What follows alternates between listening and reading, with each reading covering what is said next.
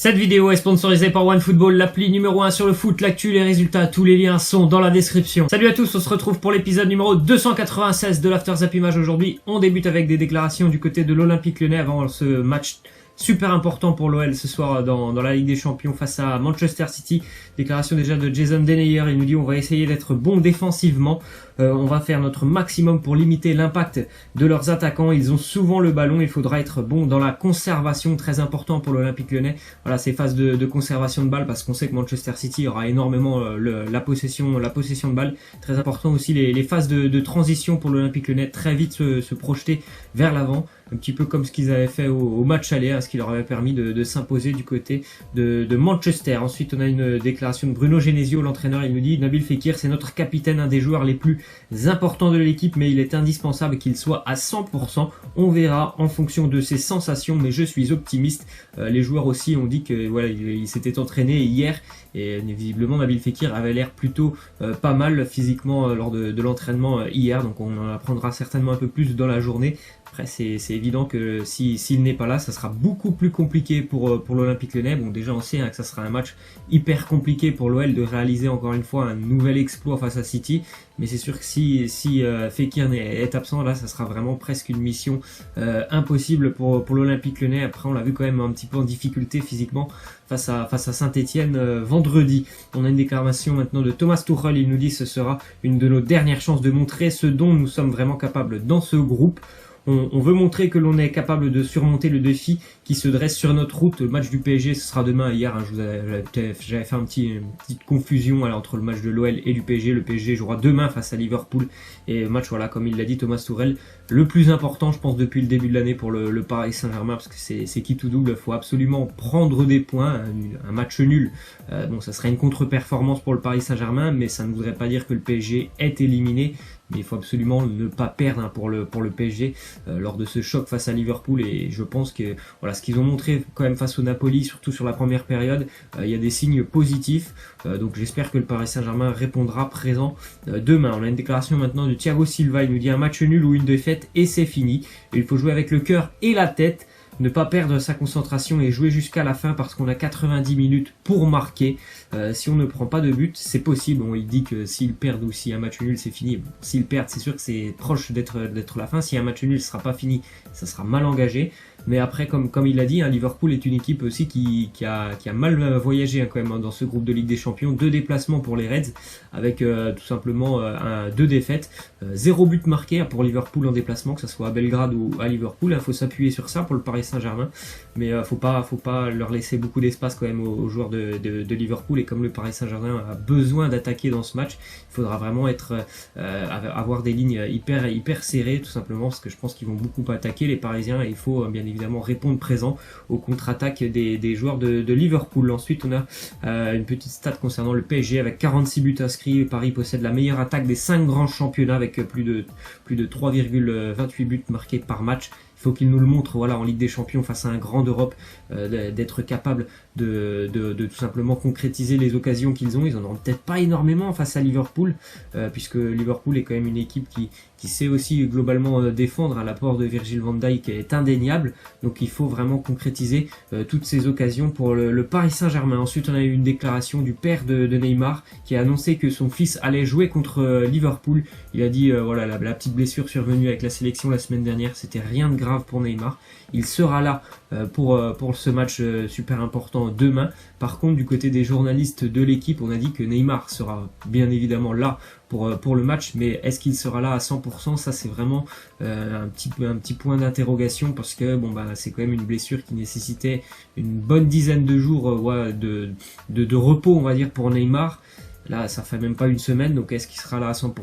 On n'en est pas sûr, mais en tout cas, il devrait bien évidemment être là pour aider le PSG à chercher un résultat positif. Ensuite, on a les stats des meilleurs buteurs français sur l'année 2018. Le top 5, Florian Thauvin qui prend la première place avec son triplé réalisé face à Amiens, à égalité avec Antoine Griezmann, mais par rapport au nombre de matchs joués, Florian Thauvin est devant Alassane Plea, aussi un très bon buteur avec seulement 34 matchs joués, il a 23 buts, Kylian Mbappé et Wissam Ben Yedder, ce qui montre que Florian Thauvin est un joueur quand même de classe mondiale.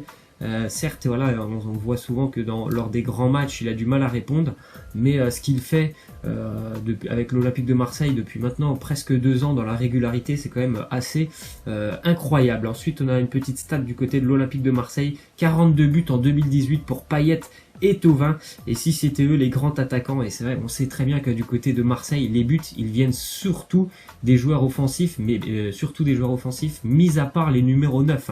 Du côté de Marseille, ça vient de gauche, de la droite, du numéro 10, du milieu de terrain, mais des numéros 9, il y a quand même pas beaucoup de buts qui sont marqués par Mitroglou et Germain du côté de Marseille. Cette statistique, elle en atteste. Alors imaginez si vous aviez eu ces deux joueurs, plus un grand attaquant, je ne sais pas, par exemple un Mario Balotelli, ça aurait été quand même une attaque vraiment fulgurante pour l'Olympique de Marseille. Ensuite, on a une déclaration de Jean-Louis Gasset, l'entraîneur stéphanois. Il nous dit: l'ambiance lors du derby au Parc OL, je n'ai pas trouvé ça extraordinaire. Il y a 10 classes d'écart avec Geoffroy Guichard. À la mi-temps, ils ont sifflé leurs joueurs parce qu'on leur avait fait peur. Je préfère 100 fois Geoffroy Guichard. Moi aussi, j'ai pas trouvé l'ambiance du Parc OL extraordinaire. Et quand on compare l'ambiance du Parc OL et Geoffroy Guichard, je me demande comment on fait quand même pour comparer. Il me semble qu'à Saint-Etienne, c'est beaucoup plus chaud qu'à Lyon.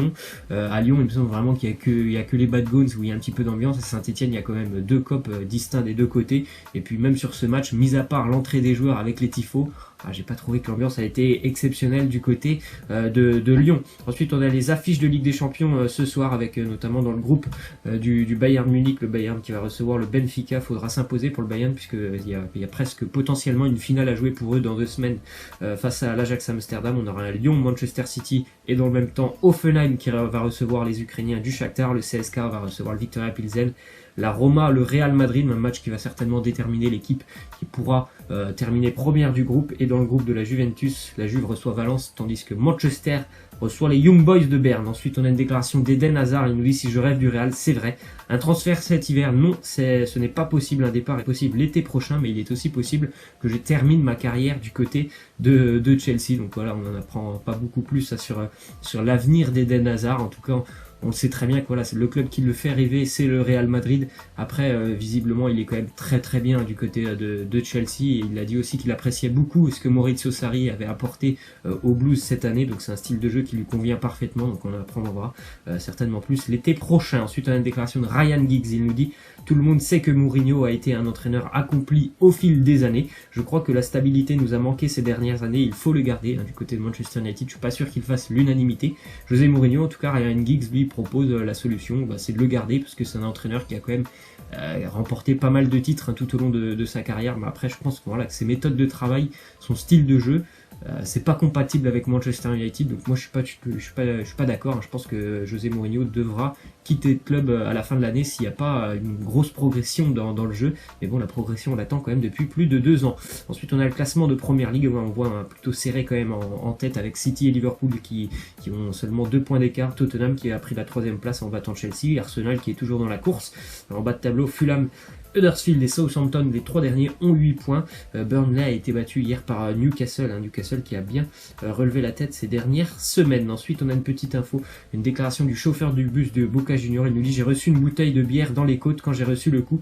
J'ai manqué d'air, j'ai perdu connaissance. Heureusement, le vice-président a pris le volant. S'il n'avait pas été là, cela aurait été une catastrophe. Si vous avez vu la vidéo où on voit les supporters de River jeter des bières, des pavés, je sais pas ce qu'ils ont jeté sur les vitres du bus de Boca Juniors. On voit que ça aurait pu être très très dangereux s'il n'y avait pas eu quelqu'un qui avait eu l'intelligence de prendre en main le volant du bus. Il y aurait pu avoir un accident très très grave. Déjà que c'est très très grave ce qui s'est passé, mais il y aurait pu en avoir encore bien pire. Ensuite, on a une déclaration d'Hazard sur les déclarations de Courtois après France-Belgique. Il nous dit: pour le connaître un peu, il l'a dit et il le pensait vraiment, cela fait partie de sa personnalité, il est comme ça. Oui, on a bien vu que Thibaut Courtois était très très amer après la victoire de l'équipe de France face à la Belgique lors de la Coupe du Monde. Résultat de Ligue 2 maintenant, le FC Metz s'impose hier 1-0 face au Gazelle Ajaccio grâce à Habib Diallo sur penalty, un penalty d'ailleurs un petit peu litigieux. En tout cas, ça permet aux Messins de conserver leur place de leader du championnat de Ligue 2, 34 points, 2e Brest 31, 3e Lorient 28,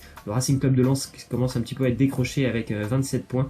En bas de tableau, Nancy et le Red Star sont déjà décrochés avec 8 points pour Nancy, le Red Star 9 points, Sochaux barragiste avec 14 points pour le moment. Ensuite on a une déclaration du Bayern Munich qui a maintenant décidé d'écouter ses supporters et décidé de ne plus produire que des maillots aux couleurs historiques du club, c'est-à-dire le rouge et le blanc. Donc vous voyez les maillots qu'il y a sur l'image, donc il n'y aura plus de manches bleues ou de petites bandes Adidas bleues dans les prochaines années pour le Bayern Munich. Ce sera les couleurs historiques. Je pense qu'il y a des équipes qui devraient d'ailleurs s'en inspirer, notamment je parle pour les maillots, notamment les troisièmes maillots. Quand je vois les troisièmes maillots, je crois de City et de Liverpool qui sont violets, c'est assez étrange quand même. Ensuite on a une jolie image, Schalke-Nuremberg ce week-end, grosse victoire pour Schalke 5-2 qui va leur permettre de remonter au classement et de prendre vraiment de la confiance. Ce sont deux clubs amis, donc on a vu vraiment de belles choses en tribune avec un tifo pour le club de Schalke et un tifo pour Nuremberg. Quand même assez étonnant de voir des tifos à l'extérieur lorsqu'une équipe se déplace. Et on va terminer avec la question de fin. Laissez-moi en commentaire vos pronos pour le Roma Real Madrid de ce soir, un match comme je l'ai dit qui va certainement donner un avantage à l'équipe qui s'imposera pour aller chercher la première place dans ce groupe. Voilà, le match sera bien à 21h. Moi je pars sur une victoire de la Roma, 2-1. Laissez-moi en commentaire vos pronos pour ce match. Moi je vous laisse et je vous dis à demain. Ciao.